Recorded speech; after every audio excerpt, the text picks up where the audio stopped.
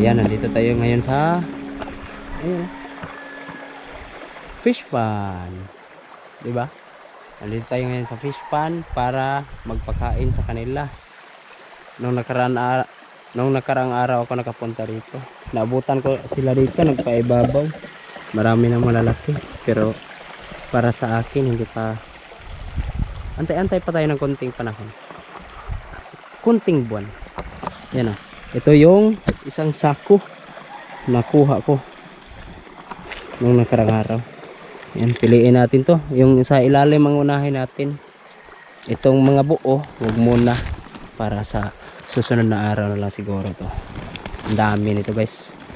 Kung alam nyo lang. Uy!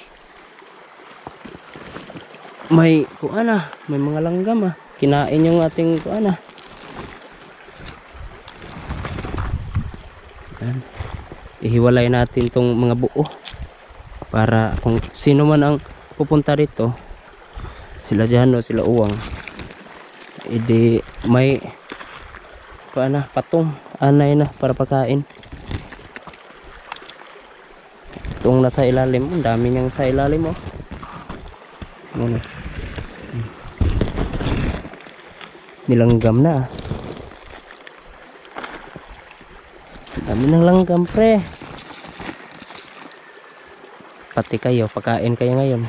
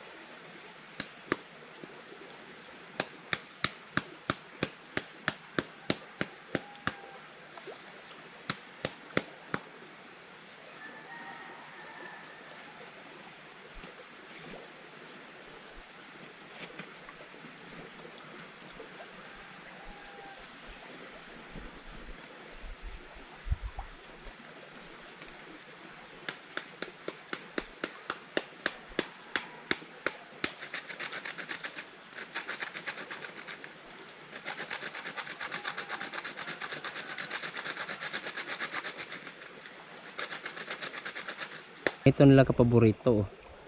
Ganito nila kapaborito ang anay.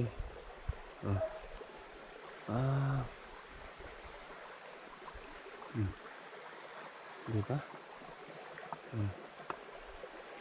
Ang lalaki na nila oh.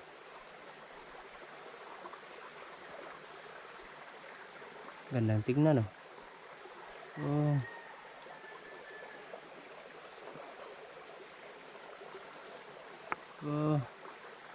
Dami nila.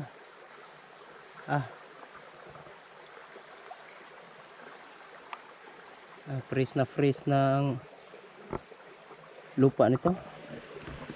Itong nilagyan ng gilid ng fish pond na freeze na. Kumbaga sobrang sa Bisaya bantok na ang lupa ba, kaya hindi na bumaba ang tubig. Lumabas sila lahat oh. Galing. Ang dami ng malalaki oh. Ang dami ng malalaki pala guys. May hito. Bakit may hito? Saan ang galing tong hito? Delikado ah.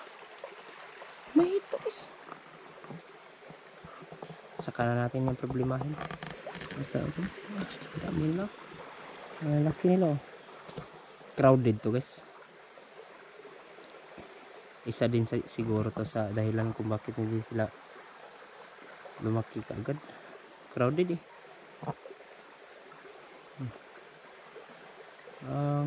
Kita nyo?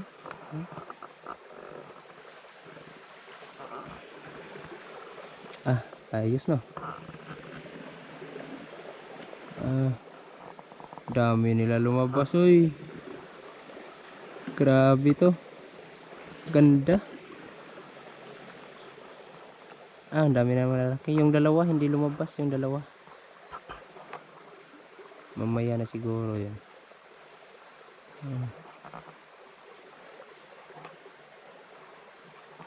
Galing.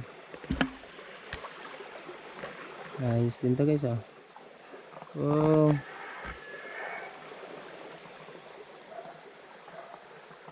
Itong paggawa ko ng fish pan guys. Inspiring by Bunal Choy. Ang dami naming sumunod kay Bunal Choy. Updated kami sa taong yan eh. Ang galing niya, nasa itaas ng bundok siya. Kung sa kanya naman nasa itaas ng bundok, ito namang sa amin nasa gilid ng sapat. Lumabas sila lahat yes oh. Ayan na. Yung isang malaki lumabas na, pero yung dambuhala sa kanila, yung pinaka ina talaga nila, kumbaga pinaka malaki, hindi lumabas. Kita nyo? Di ba oh?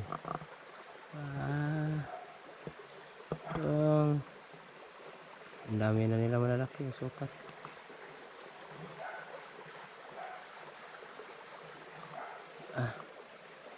Ayos, ang dami nating anay oh. Gutom na gutom to dahil ilang araw to hindi nakakain.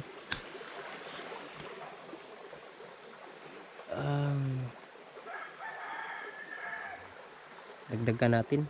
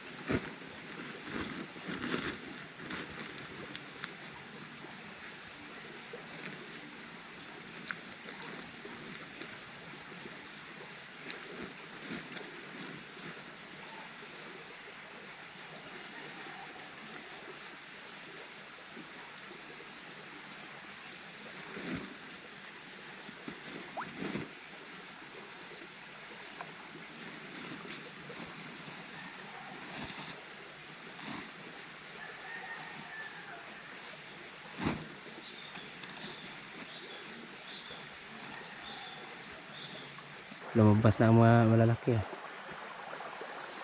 Ganito lang talaga guys, para hindi iiba yung lasa nito. Parang natural lang ba. Iba na kasi ang lasa pagka yung mga fish food na may chemical na eh. Ganito natural, purong natural yung pagkain nila. Mas masarap to guys. May marami na malalaki talaga.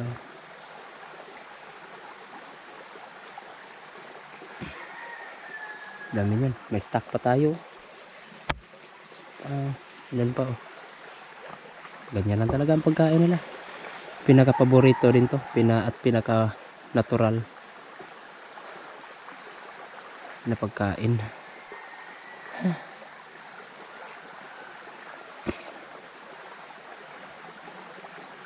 Yung tuhod ko naman, update sa tuhod. Ayan, nawala-wala na konti. Stretching pagka umaga. Stretching guys, tapos exercise. Lakad ng lakad. Ilang araw na din ako parating naglalakad. Nasa gubat parati. Kaya, ayan. Nawawala na din yung manhid, pero minsan talaga pagka malamig ang panahon, lalo na dito sa amin sa bukid, parang snow eh. Parang may snow. Namamanhid ka. Pero ngayon wala. Yan, may iba tayo. Dito. May hito. Saan kaya pumasok yung hito? Hindi kay sa para patubig natin siya. Diyan siguro siya nakadaan. Problema yan pagkalalaki ang hito. Hindi makapagparami ang ating tilapia. Uubusin kasi ng hito ang similya ng tilapia. Paborito nila yan. Ay, wala pang isang oras oh. Mga 5 minutes pa oh. Diba? 5 minutes pa. Kaunti na lang yung pagkain na binigay natin. Ang bilis ah. Pero may improvement oh. Ayan na, yung sukat nila oh. Ayan na. Tapos yung kuha natin na yung ibang nagsasabi dyan na palpak daw. Palpak ang pagkagawa ng fish pan. Ayan oh. Stable na. Stable na ang tubig oh. Stable na ang tubig niya oh. Yan na yung punong-puno na oh. Tapos doon umapaw na. Nandun sa may mga bato riprap. Nandun dumaan yung tubig. Pababa. Pa sapaw. Yan yung sapaw. Malakas pang agos kaya hindi tayo kakabahan ito sa taong ito. Kung mawala naman ang agos na yan, mga April pa, katapusan ng April pagka wala talagang ulan. Pero kung may ulan, hindi talaga mahihibas yan. Yan, stable. Kaya walang emergency harvest to. Katapusan na ng January. Walang emergency harvest to. Makakasurvive ang tubig na to hanggang sa tag-ulan.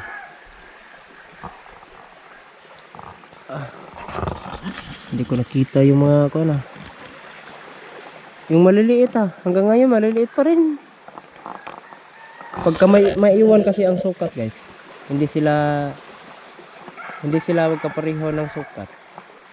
Matagal kasing tutubo yan eh, dahil maaagawan sila ng pagkain ng mga malalaki. Yung magaganda ang sukat talaga, sila yung builo yung tubo nila, dahil yung maliliit daig nila yan eh, kaya maagawan nila ng pagkain. Kailangan maramihan para hindi tingi-tingi ang bigay, dahil pagka tingi-tingi ang bigay mo, yung maliliit hindi sila makakain dahil maagawan sila. Kaya mas maigi ng ganito, maramihan ang bigay para spread yung pagkain. Pagka spread yung pagkain, pati maliliit na tilapia nakakain din sila ng marami.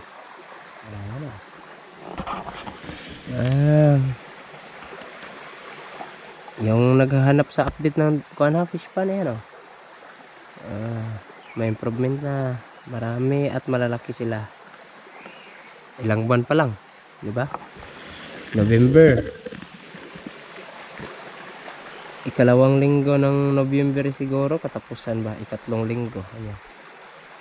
Bago na ilagay ito, bago na stable ang tubig at nalagyan ng tilapia. Tapos January na ngayon, 2 months pa lang mahigit itong mga tilapia natin. Bago pa lang nag 2 months siguro. Yan yung sukat. Oh, yung isa ang laki na nun oh. pula, pink na siya oh. Andun oh.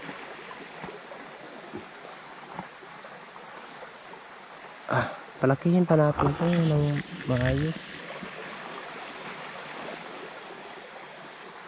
Dahil pagka pupunta naman tayo dito vlog naman natin kaya napapakinabangan din natin ito.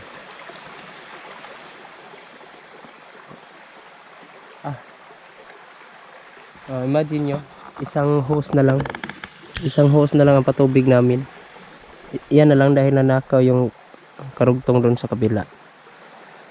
Isang hose na lang pero stable lang ang tubig, hindi na bumaba.